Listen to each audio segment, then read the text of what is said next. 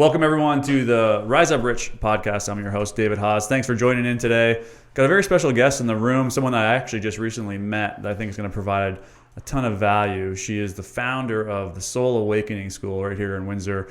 She's also a Kundalini yoga teacher. She's a master meditation teacher. She's traveled all over the world in the pursuit of, I would say, enlightenment, but she can probably go a little bit deeper on that. And I think she's just going to provide a ton of value on how to raise our level of consciousness, how to tap into what our soul already knows, but we're just blocked from receiving that message. So Carolyn Yakopich, thanks for being on the podcast. Super excited to have you here. Thank you for having me. So I want to start off, which we were kind of talking before the podcast here, about you once recently just made this shift from your spiritual name that you were given on some of these retreats to back to your original, obviously, birth given name. And I think it's interesting, the spiritual name and how people take on spiritual names. And now you've kind of come full circle. So why don't you just kind of tell the audience about what the significance of taking on a spiritual name, how you took it on, where you took it on from, that whole story, I guess. Okay, great. So in 2003, I was at the Osho Meditation Resort in Pune, India, and I'd been there. It was my first time there, and the first moment that I stepped my feet on that ground, I felt like life was a celebration. Everybody was in a different space, and it was really impactful for me. Like, I ended up staying there for 3.5 months. I was supposed to stay for 6 days. It was just a little, journey in India, and then I couldn't leave because it was just so comforting and nourishing to be there, because everybody was really supportive of everyone being in their exact state of being, wherever they were at. So whatever emotions were coming up for people, it was supported by the others that were in that community. And we did a lot of, there's optionals to do coursework. And so I did coursework naturally because this is what I'm into. So I learned a lot while I was there about active meditations and how to help people to release emotionally through different aspects of expressing their emotions during meditation, as opposed to just sitting silently. And so with this, also, there was a lot of dance, and I'm a dancer since I was a child. Nice. So we danced every day. So I felt like I was in this kind of utopian world that I had not experienced anywhere else, where everyone accepted everyone as they were. And then if something came up, it was addressed, so right on the spot, we were taught emotional intelligence, and it was like, let's confront this and see what we're going through and then work through it together. So that was my first choice to take a spiritual name there. And what I loved about Osho's teachings, which aren't really his teachings, he pulled from every religion, and he talked about religiousness and about really looking at the entire existence as your teacher. So every single person is a mirror to what is inside of you, right? So this really, really resonated with me. And his name too, Osho, means student and teacher in Chinese and Japanese. So it has the dual meaning. So I really liked that. Yeah, I love that. Yeah, so I asked for a spiritual name like you requested. It's not just given to you, so it's a choice. Okay. And then there's a celebration on that evening, and then all your friends will buy garlands of flowers and put them around your neck, and then everyone's celebrating your new name. So I received the first name, which was Mira. Okay. And that name meant poetess mystic. So for me, that also resonated because I wrote poetry since I was young. So that was something I always wrote. I thought I'd be in a band one day, and I was always writing lyrics to songs and things like this. But, to me, it was just naturally poetry. So it really did resonate with me. And then I went back to India in 2005 for 7 months, and I stayed there again. And that's when I really started using my name, because I got my name 2 weeks before I left on my first trip. So it didn't really sink in. Then when I returned, I was using that name every single day, and I was just really embodying it on a different level. So when I came back to Canada, I told all my friends that, my name is Mira now, and these are the reasons why. And for me, it was a dedication to awareness, self-awareness every single day. It's not really about dropping who you were with your old name, but it was about becoming aware in every moment for me. And it was about really honoring that and being the best version of myself that I could be, so that I could be there for others as well. So it was a huge dedication, and also the reminder of that celebration that was, being in that community, like something I would love to have in our part of the world, in any part of the world, Right. So for me, it was always that reminder. So I used that name and I loved it and I embodied it fully, and I had it for 16 years. And then about 3.5 years ago, I started Kundalini Yoga, and Kundalini transformed my life in such a short amount of time.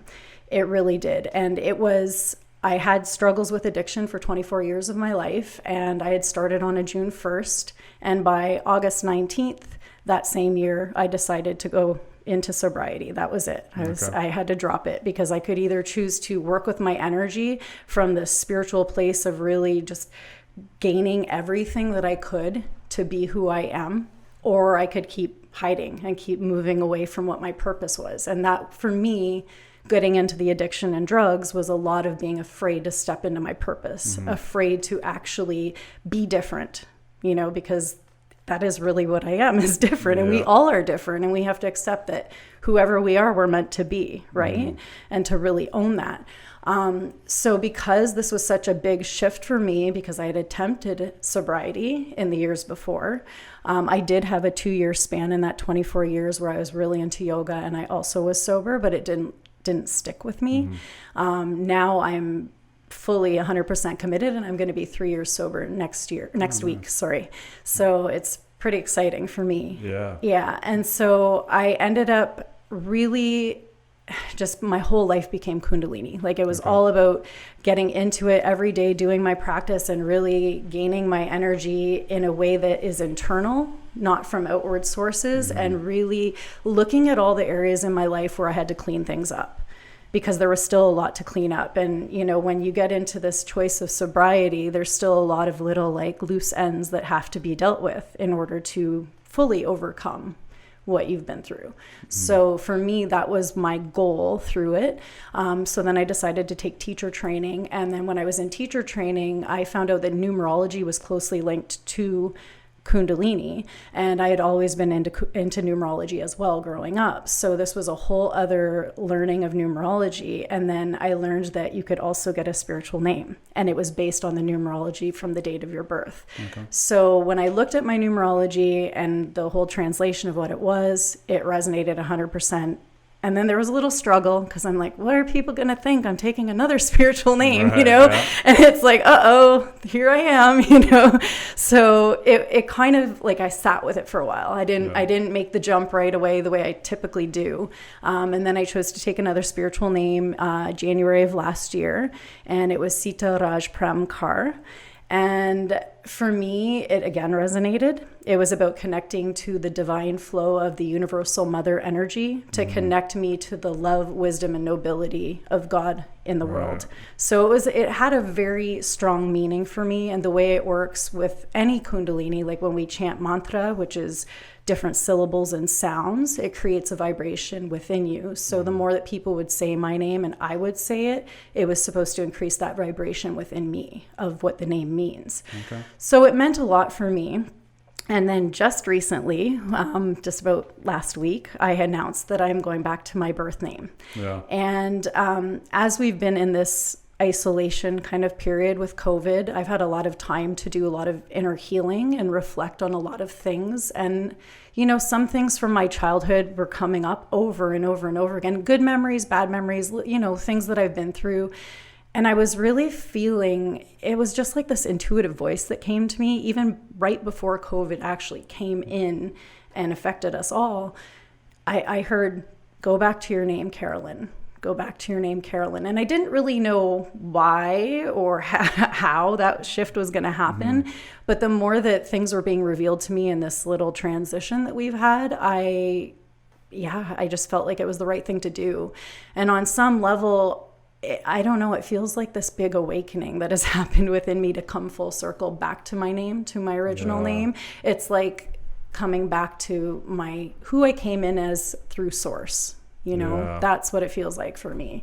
And I think there's another part of it too, is that there is this paradigm where the old paradigm is bowing down to a guru, asking for maybe a spiritual name, which was never where I was coming from. However, I'm moving into this new paradigm where it's like we are the guru within us, and that's what we are moving towards. So for me, going back to Carolyn, there was a big part of that as well.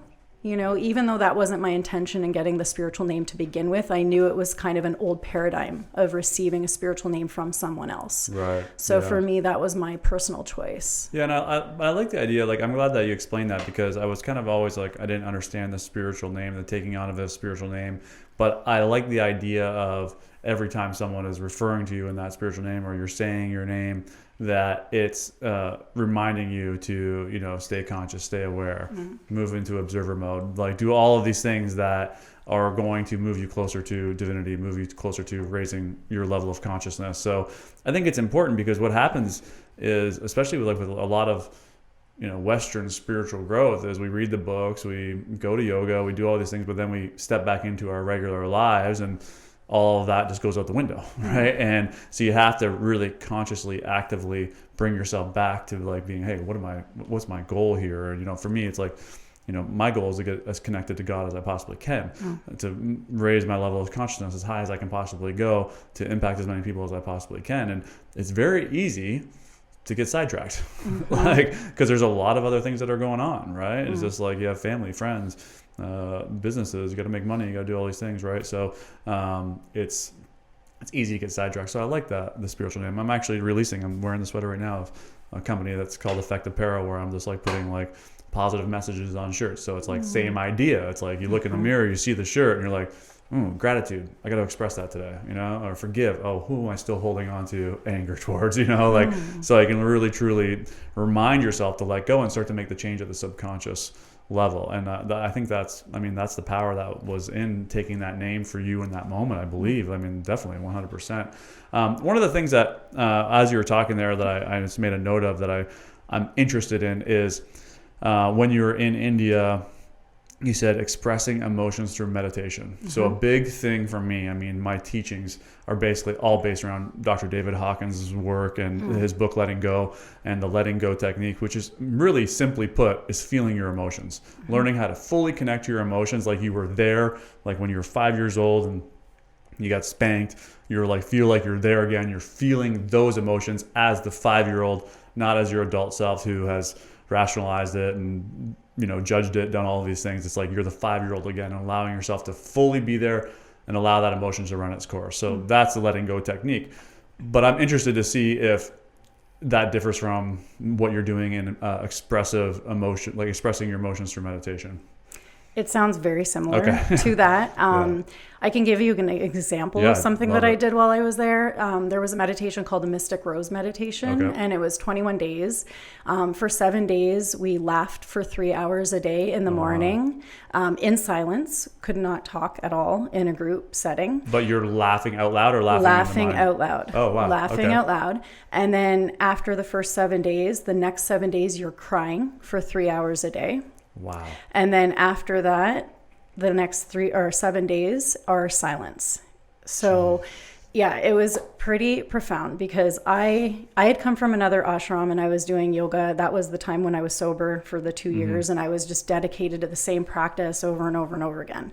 The first day I did my yoga practice in the morning and I went to go laugh, and I had this clear intuition. I can't do my yoga practice anymore because I need to get into these emotions, because the yoga practice was making me so neutral, right? And there was still a lot to heal. So I decided to drop it on the second day. For me, it was quite easy. I just started thinking about everything that made me laugh, you know? And the weird thing is that I actually thought that I would be out in the community, you know, dancing, doing things for the first 14 days of that meditation, but it was the complete opposite.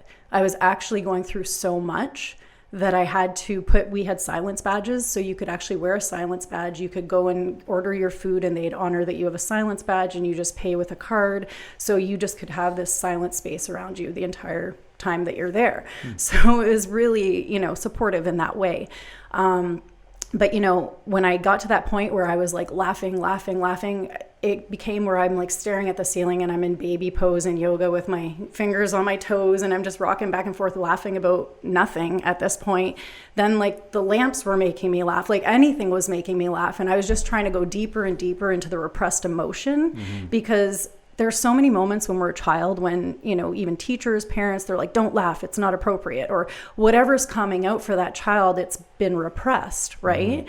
So then we learn to condition ourselves to not express the laughter when it's there, even if it's actually a good time to laugh, you know? Yes. So I went through the laughing, and it was really interesting. I remember on the 6th day of the laughing, there was a teardrop in the corner of my eye because I laughed so hard I was about to cry.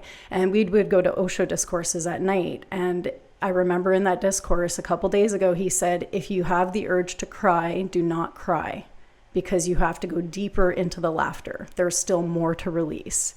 So in that moment, I like wiped it away and I kept laughing. And then by the day 8, when it was time to cry, it just poured. Like it was like right out of me.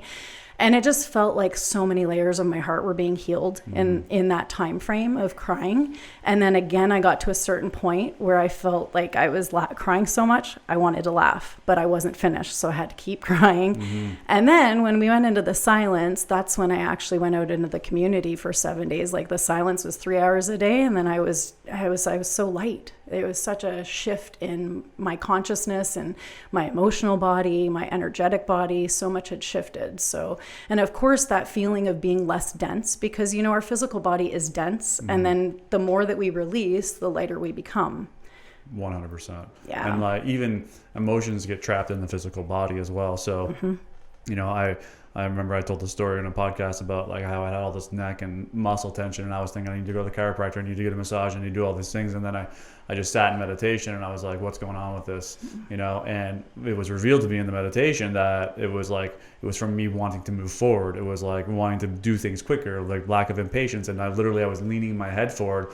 And the second that I had that awareness and I guess the desire that was attached to it and letting go of that desire, that's like my shoulders released. And I didn't go to the chiropractor, I didn't get a massage. And so had nothing to do with needing physical treatment and treating the symptom. It was I had to treat the root of it, right? Beautiful. And I think that's like similar to what you experienced there. Was just like finally releasing all of those. I literally I was doing a treatment on a client today. I do like a spiritual healing treatments, and I was like telling her, I was like, you've been told to repress your emotions your entire life, right? Like when like it came up that she was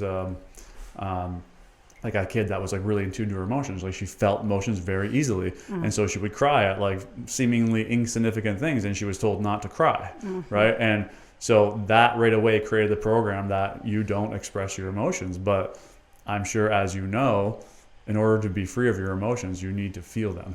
You know, like there's a quote from Fault in the Stars or some movie, I don't know where it comes from, but it's like the thing about feelings is that they demand to be felt. And, you know, that's what I've learned is how to become free of those, is just to really feel them fully. And it's interesting to see, like I've never even heard of allowing the emotions to go for that long, you know, like that must have forced you into like some deep places. It absolutely did. Yeah, I can imagine how freeing that would be. Yeah. One thing I liked about the laughing that you mentioned was about, and this is something that I experienced, was that I came to the realization at one point in my life that I had been suppressing joy. Like I just wasn't allowing it into my life anymore because of this drivenness that I had. It was like I needed to work hard, I needed to grind, I needed to hustle in order to become successful, and I wasn't going to allow myself to experience any joy until I got to where I wanted to go.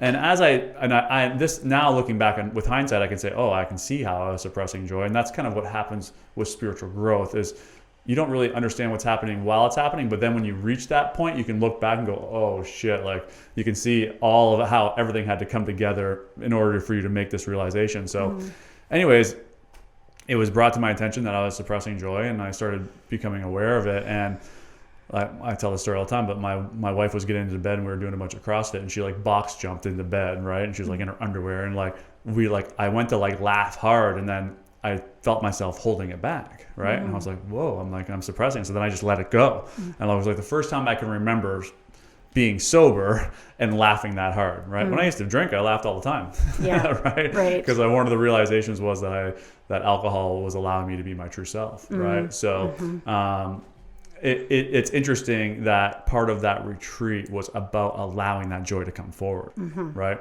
Do you think that do you think that was the right way? Like for me, it was the reverse. I had to heal from the past to let the joy come through. And in that retreat, they let the joy come through, and then they said, heal from the past.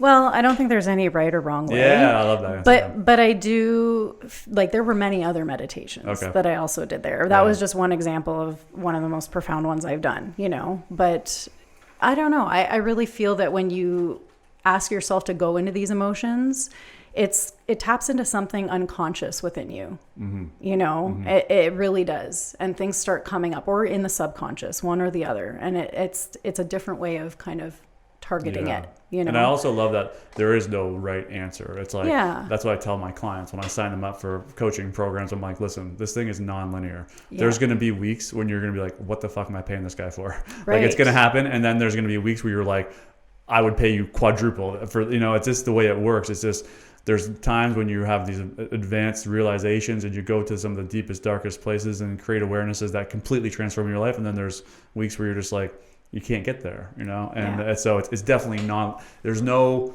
1, 2, 3, 4, 5, 6, 7 step process to, you know, there is things you can do though, for sure. Right. And that's, I'm assuming, what you're teaching people as well. It's like everything that you've taught over the course of time, or learned over the course of time, you're putting into your own teaching module.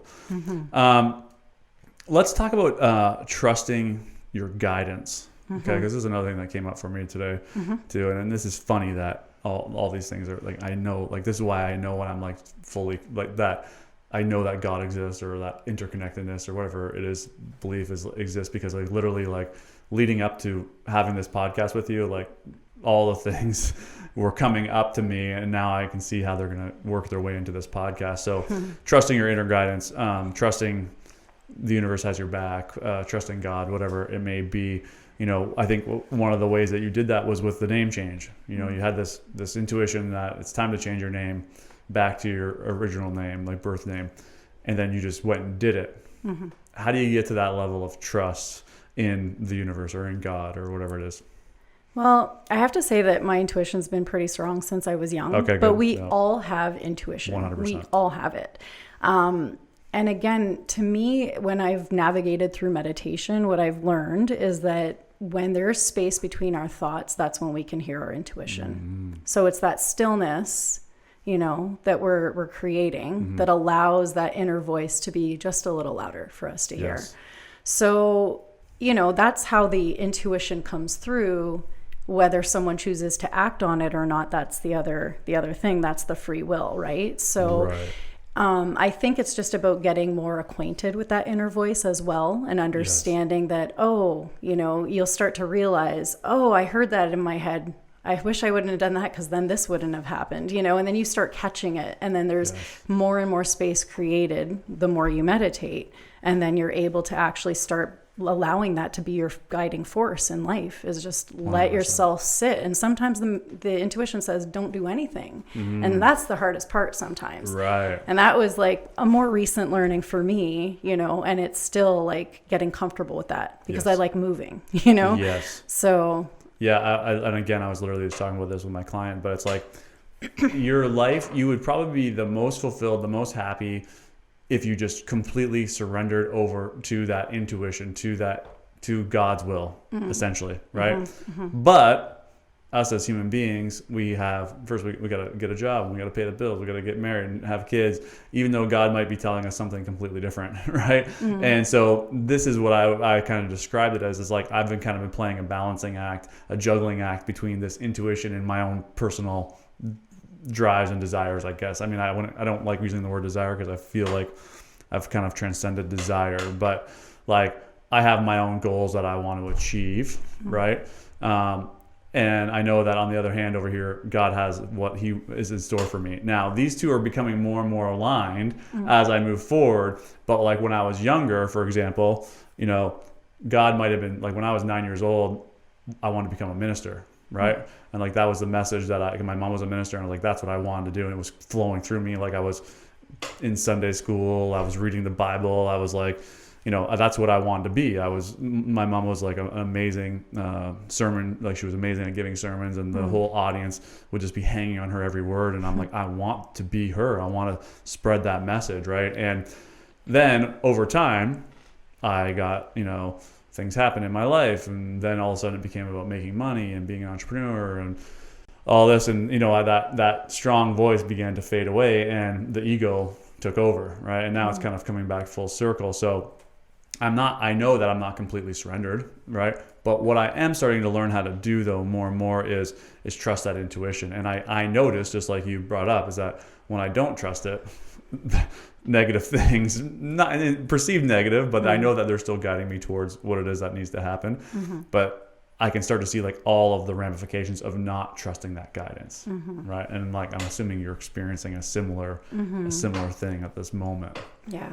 And a lot of it's being present too, right? That's the main thing, being in the present moment. Because when we're moving towards goals, sometimes we lose kind of viewpoint of where we are right in this moment. 100%. And that's when you're able to also have that intuition come in. Yes. Because if we're always projecting into the future or living in the past, we're never really here. Our presence is not existent. So like Joe Dispenza have an amazing quote. It's like, only through the present moment will the unknown be revealed to us, right? So that's what you're talking about in active meditation, right? And that's what I practice every single day. Like I do meditate just to silence my mind, and I do headspace meditations where I'm following guided meditations. But pretty much my meditation practice is, what do you want from me? And waiting for the truth to be revealed, or this is my problem.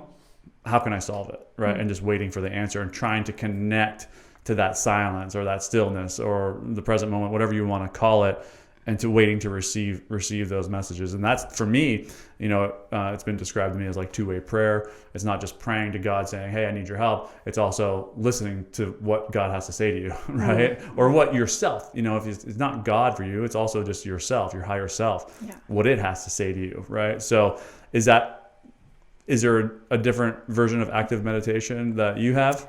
One quote, and I know I pulled this from a lot of Osho teachings, but it's a quote that I like to say a lot, is that once you live in awareness, your life itself becomes a meditation. So if you're aware and you're being total and you're able to continuously let go. So I let go of this thought. I let go of this thought. I let go of this thought. It comes and goes.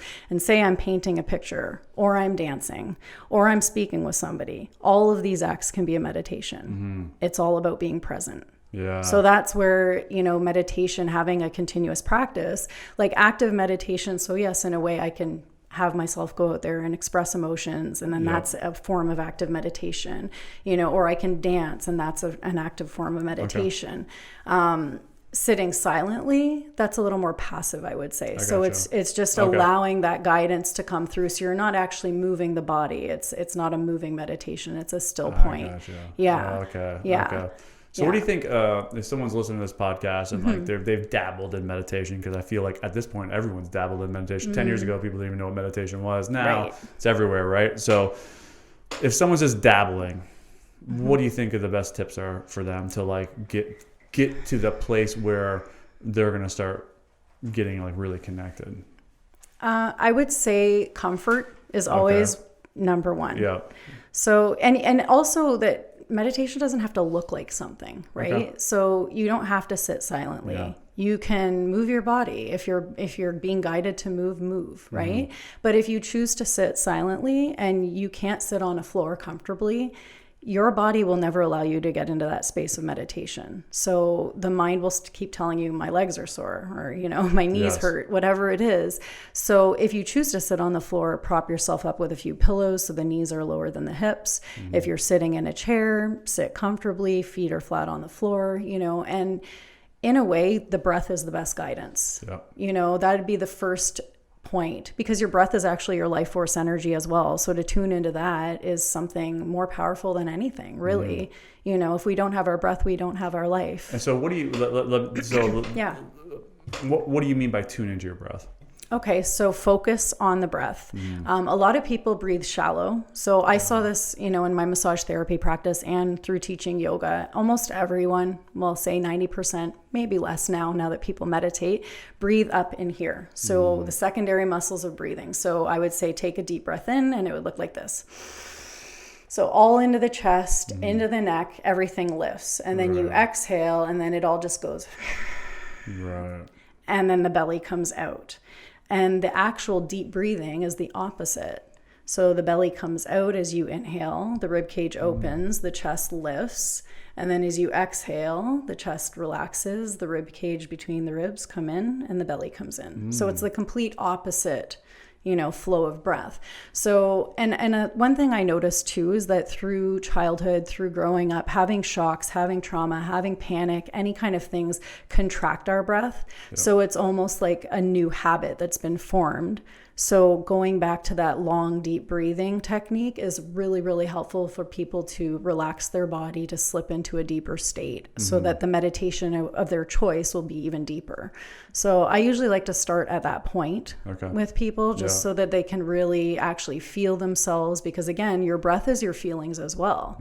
So people who don't feel a lot, they don't really breathe deep as well, right? Yeah. Yeah. And I have a lot of clients where like, I get them on the table and I just say, okay, let's take a deep breath. And it's like the first time they took a deep breath in months, and they're like, you can feel the shift happening just by like taking one deep breath, So even if you're listening to this podcast in your car right now, it's like using, what Carolyn just described, like take a couple deep breaths, it's like people just aren't breathing to their full lung capacity enough. Yeah. Simple as that, right? Yeah. So now would that be what you would say to start the meditation, is taking a few big deep breaths and then allowing, because for me when I'm meditating, my breath is shallow and light, and like I'm aware of it because that's how I'm connecting to the present moment, but I'm not like taking these big inflated breaths. Like after I do some breathing techniques that like where I'll breathe in for 5, hold for 5, breathe out for 5, hold for 5.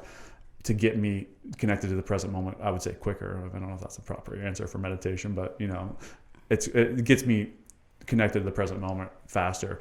And then I just allow my breathing to return to like normal, into the nose, out through the nose.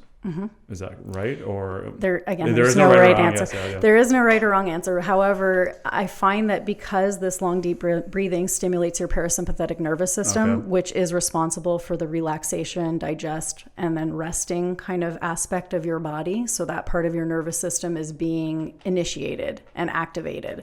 So in that space, when you're in that restful state, you can go deeper into meditation, as opposed to being in fight or flight, which is the opposite, right. So it is really good to take a few deep breaths. But what you had said actually resonated with me, because I've noticed sometimes when I'm really deep in meditation that my breath is really shallow, but that comes to a point where I've manipulated my breath so much in my life that I've controlled it, and I'm able to go into a state where there's an actual silence, or it's also known as shunya, where you're in this silent space, and it's like the breath is almost like, it's so shallow. Yes, it's like a little heartbeat, and it's like, it's so shallow, and it's just like, you feel like you're kind of so still that even the breath becomes still. Yes. And that's a whole different experience. But for a beginner who doesn't exactly know how to access the deep breath to begin with, that is a great place to start, because over time you can do many different things with the breath, which will do many different things with the body, the psyche, the energy.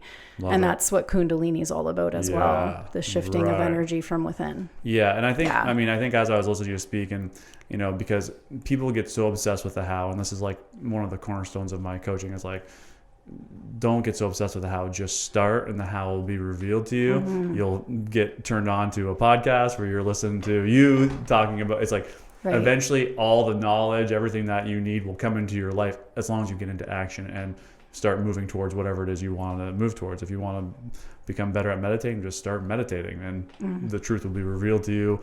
All the resources, all the teachers will all flow into your life, right? So I think you answered that. But let's talk about Kundalini, because I've been all about Kundalini lately, and I've had multiple experiences with Kundalini in my life through treatment. I've had a few like on my own, actually, like even just like running, like it was where I experienced it a lot. I remember like one of the moments that I can like so vividly remember was I was like on this like early morning run, and I was running up Blue Heron Hill, and like the energy was like just flowing through me, and it was so powerful that it was like I was like just light, like I didn't even feel like I was running.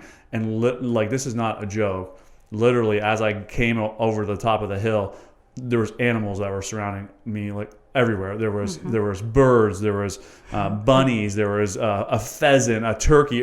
I was like, what is going on? It was like radiating through my body. And by the time I got down to the end of the hill, it was over, but there was like this residue of that energy that was still kind of like flowing through me, and it continued to flow through me, I would say, for the next couple of days. And I was like, whoa, that was a insanely powerful experience. And I've also experienced it in giving treatments, right? Where I've had people laying on the table and like the energy is flowing so powerfully through them that they're like literally shaking off the table. And I remember the first few times that I did it, I was like, what in the fuck is going on here? Right? Like I didn't even understand exactly what it was, but I mean, it was so visceral. Like I could feel it. Like I could feel the energy coming through my hands or pouring through me, through them. And they were obviously experiencing the same thing I was, because they had, shakes and they were jumping and these kinds of things. So I think there's a big, and this is why I say everything happens for a reason. I was literally listening to a podcast about this guy. He's writing a book. I don't know what his name is, but it's called The Energy Paradox. And it's about how no one has any energy, right? We should have more energy than anyone in the entire world. We have food all around us. We live in perfectly comfortable houses. Like the body's not being taxed in any way. And yet we can't stay awake, right? Or we have trouble sleeping, which affects our energy levels throughout the day. We're drinking more coffee, more caffeinated drinks than we've ever been drinking or ever eating. We think sugar is our fuel, like all these things. And I do believe that healing has to be on all levels. It has to be on the physical, and not just body, mind, and spirit, but it's like has to be body, emotional body, I would say, mental body, spiritual body. But real energy doesn't come from out there. And that's how I would describe Kundalini, but I'll let you give your interpretation of it. Right. Well, it's a very good description. And much of what you described is having that Kundalini awakening, right? And that embodiment of that energy. So Kundalini is energy that we all have, and every human has this energy. And it resides at the base of the spine, and it is dormant. So this is why a lot of people are feeling fatigued, feeling tired, because they don't know how to access this innate energy, which when it becomes awakened, it actually activates your full potential on all levels in your life. So when we do Kundalini, or when you meditate, when you do breath work, different things that you're doing, when you move your body, it starts to initiate this energy to become active. A big point of activation is the navel point. Okay. So the navel point strengthening is paramount. So once that becomes strengthened, you'll see in a lot of Kundalini yoga, classes, breath work, you're always pulling the navel point in, even when you're chanting certain mantras. So you'll pull it in and pull it in with each chant. And it's all about strengthening that area, because there are two energies. So we have our prana, which is our life force energy. And the house of the prana is from the heart center to the navel point. And then from the navel point down, we have apana, and that's the opposite energy. It's the energy of elimination. So in order for the Kundalini to start rising up the spine, the prana and the apana have to meet. So they meet at the navel point, and this is done through a lot of breath work. So when you start doing the breath work and you pull the navel point in, when you strengthen the navel, even when you exercise and strengthen your navel, or when you run, when you're moving, especially, if you're jogging, like you said, you're putting your feet on the earth, and then your Kundalini's at the base. So it starts to rise, right? And even walking and running both stimulate the navel point, because you're moving your arms, you're using your core, So once this energy meets at the navel point, it basically activates at the base of the spine. And then the Kundalini starts to rise up the course of the spine, and it starts to activate and balance every chakra. That being said, so the chakras are the energy centers of the body, subtle energies, and they relate to different archetypes, different emotional patterns, different organs of the body. There's so many different aspects of learning about that, different elements within the body. And when these start to become active, you will start to go through shifts of, where do I need to heal? because we all live from certain chakras. Like there's default chakras, like, oh, I like talking a lot. I live in my throat chakra, you know? Right. So, it just depends, but we ideally want to balance all of them and activate them so that when the Kundalini rises all the way up and there's that clear channel where there's no blocks, your pituitary gland and your pineal gland become activated. So your pineal gland is responsible for your intuition. Your pituitary gland, is responsible for your intuition. It's the third eye point between the brows. And then your pineal gland is related to the seventh chakra, which is your divine guidance. Okay. So in order for that divine guidance to come in, we need a clear channel through our pituitary gland and through our pineal gland. So it basically comes in that manner. Right. So, yeah. So I love it. So what's blocking Kundalini? Trauma. Okay. Yeah. Repressed emotions. Resistance, huge. Food is huge. Alcohol, I was in a class before, a Kundalini class, and I was told that 1 drop of alcohol shuts your pituitary gland off. Yeah. So, and I mean, you think about it, like this is your guidance, and any kind of chemical that you're putting into your body, even caffeine, completely shifts the mindset and the mind frame, Like it's night and day. Let me give my own experience of that. So I basically cured myself of every single addiction. Like I went from, let's say, drugs and alcohol, and I wasn't ever really a big drug user. I smoked weed, that kind of stuff, but never got into the hard drugs. But it was a part of my life. Alcohol was really the big one. So I was able to cure myself of both of those addictions with the help of others, of course, but no AA, none of that stuff. I just quit through pretty much spiritual growth is how I quit. But then I went from that addiction to, let's say, sex addiction. From that addiction, I went to sugar addiction. From that, I went to caffeine addiction. And recently I've been able to cure myself of sugar and caffeine. And that's exactly what I experienced, was that level of clarity. I've said multiple times in the last 2 months, I've achieved more in the last 2 months than I have probably in the last 2 years. And it was because of the block that caffeine and sugar was creating in my life. Right. And I recently, it was my daughter's birthday, and I'm like, I'm gonna have a piece of cake, right? And that one drop of alcohol brought up all the cravings again. Created the lack of mental clarity, lack of focus. And I was like, oh my God, that was the moment where I was like, this is what I've been doing to myself my whole entire life. So that's where for me as a coach and as a teacher, I want to be able to experience what it is I want to teach other people. And I need to be sound body, mind, and soul. And if I'm teaching about, how to connect to God and how to move up the scale of consciousness, that was the shift for me. It was selfless. That's why I finally, I think, was able to overcome it. But because of that selflessness, it was able to reveal a whole new level of clarity for me. And I was just dumbfounded by, I thought I was ADHD my whole life, couldn't sit in front of my computer and do something for more than 10 minutes. Now it's my clarity has been out of control. Now, the one thing that I haven't been doing though is, and I mean, it must be my next step, I think, is really trying to tap into that Kundalini power again, because that's the energy that I want to feel to really for me, have a real impact and execute at the highest levels. If you can feel it, I mean, I don't even know, can you control it though? Kundalini? Because the Kundalini that I experienced was it was not really under control. It was just pouring through me.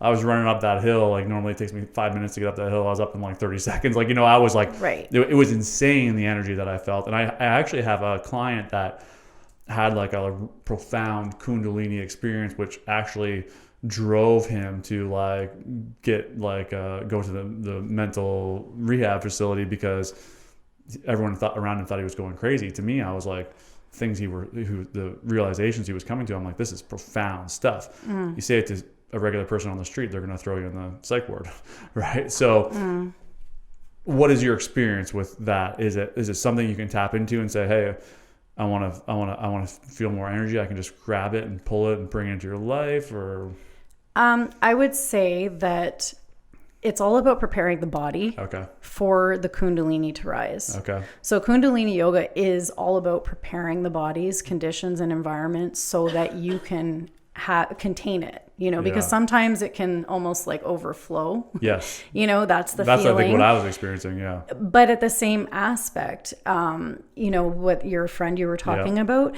it's really important to have a support system.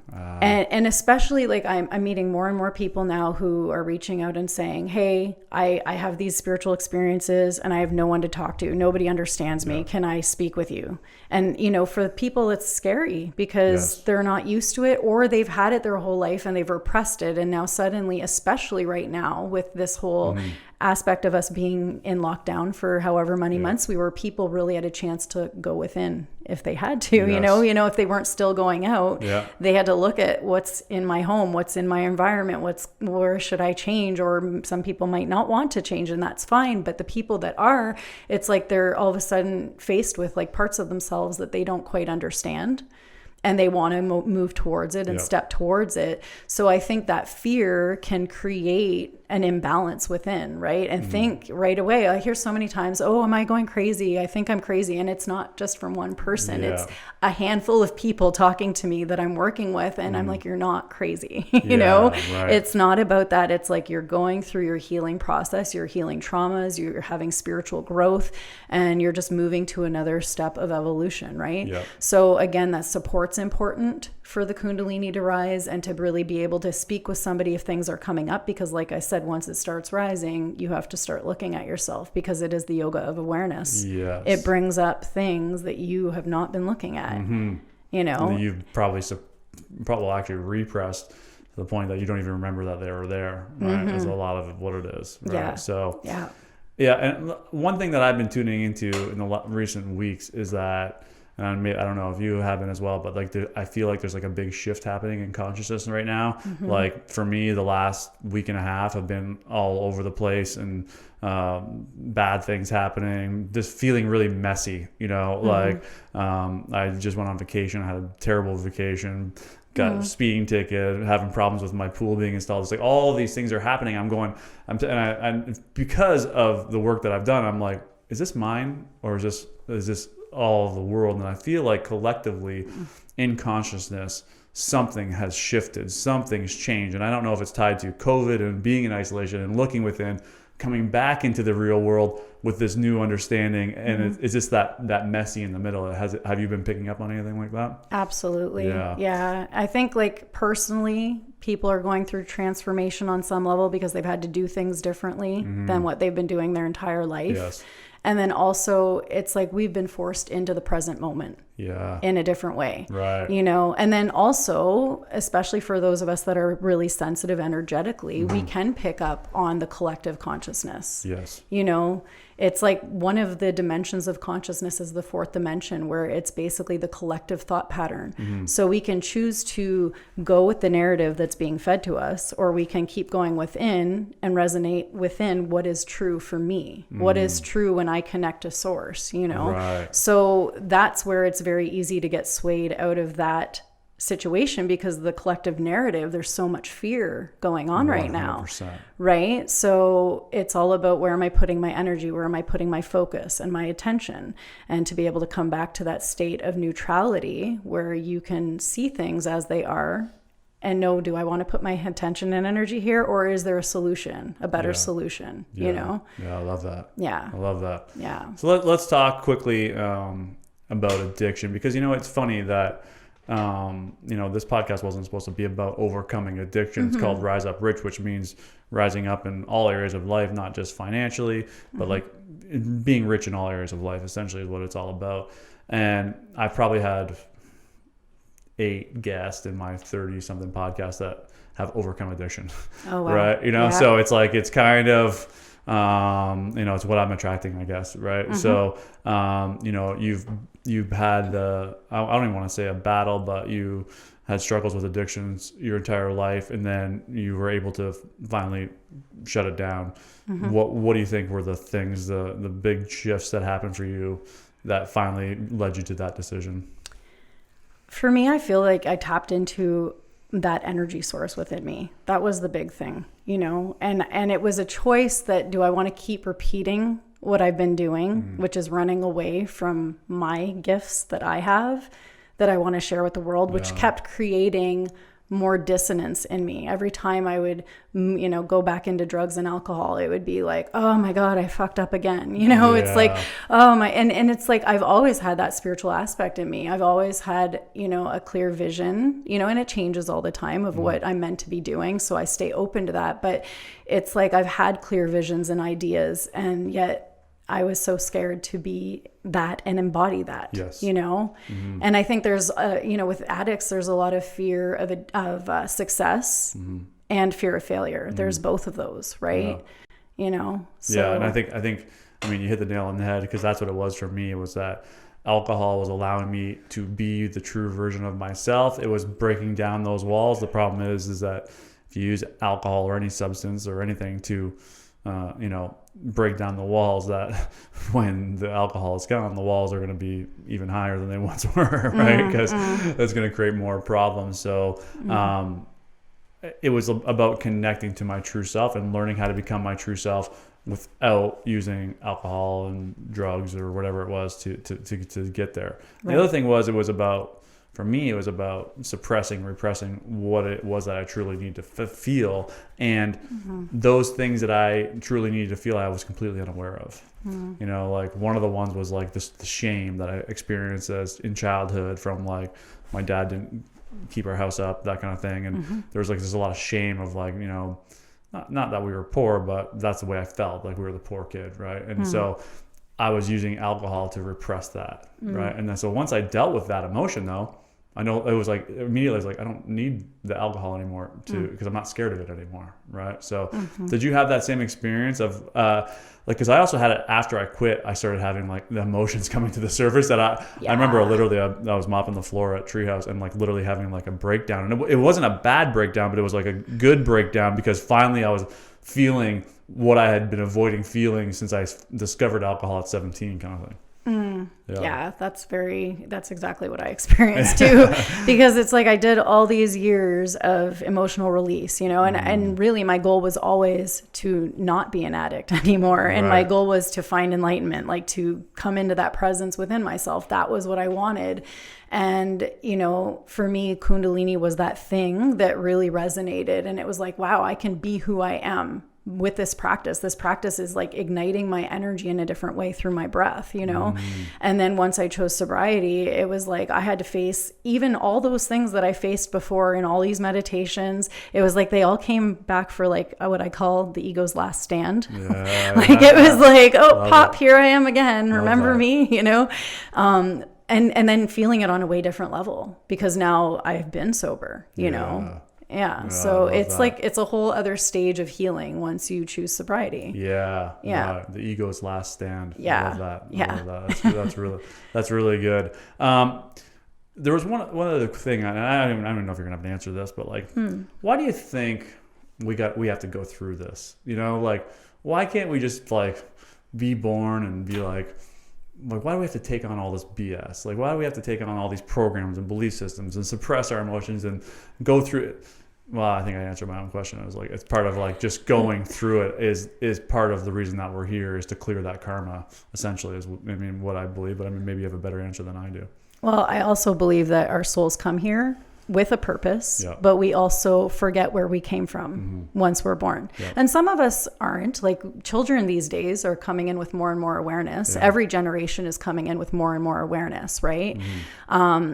But I feel like we're here so that our souls can evolve. Yes. You know, to remember that we came from source, we came from creator, we came from the universal consciousness, and that is inside of me, and just as it is outside of me, you know, and that's how I create here on earth. So it's all about identification, you know, whether I identify with the fear or I identify with the love, you know, and that's the simple answer. It's like, do I love or do I fear? Like, what am I choosing in this moment? You know? But it's all about growing. It's all about learning and evolving. It's all about an awareness. And I think we're seeing that. And I think that's what we're seeing. Like maybe that is what I was picking up on. I was like, more and more people are becoming aware, right? You know, we went through this stage in life where the pendulum swung too far one way. I just met someone that used that analogy, and you know, like for example, like the Me Too movement, right? So that is a change that needed to happen, but the pendulum might have swung too far in one way where every single person was being called out for every single thing that they ever did wrong in their entire life, right? And eventually the pendulum will fall into the middle where it's like the labor union would be another, you know, here in Windsor, we're a labor union town. Before the companies were taking advantage of employees, the union came around to get that under control.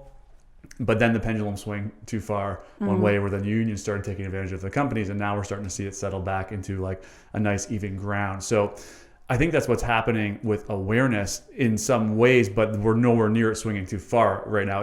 It's just started its swing towards the awareness that's necessary to start connecting to that source power, to God, to energy. And so this is where I was going with the pendulum, is that religion would be an example of a pendulum that's swaying way too far to one side, right? Where people were being persecuted if they weren't following their religion, right? But now, and that's why we got to this place of anti-religion, anti-God. Like if you believed in God, you are not intelligent because scientists don't believe in God, right? So that was the swinging too far. But I think the feeling I have is people are starting to get reconnected, and we're starting to land in the middle, right? And that is creating a dramatic shift, and it's going to be messy.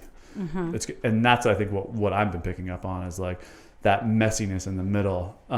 But I have faith that we're going to come out on the other side of this with a greater level of awareness that's going to make us all more connected, more conscious, more joyful. Yeah. Cool.